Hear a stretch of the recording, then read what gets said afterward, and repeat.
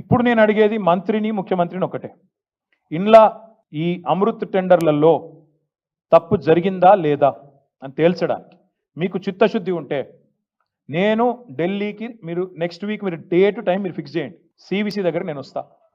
మొత్తం ఫైల్స్ తీసుకొని మీ సెక్రటరీని, మీ చీఫ్ ఇంజనీర్ను, ఇంజనీరింగ్ చీఫ్ను రమ్మనండి.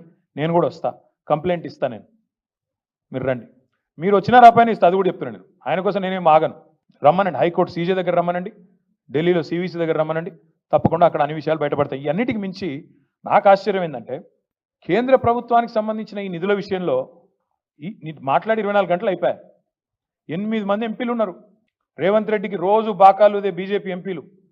రేవంత్ రెడ్డికి 8 మంది ఎంపీలే నేను చెప్పేది. ఎమ్మెల్యేలు అమాయకులు, ఆయనతో వాళ్ళకేం తెలియదు. 8 మంది బీజేపీ ఎంపీలు ఒక్కరు మాట్లాడతలేరు. కిషన్ రెడ్డి నోరు ఇప్పుతలేడు, బండి సంజయ్ నోరు ఇప్పుతలేడు, రఘునందన్ రావు నోరు ఇప్పుతలేడు.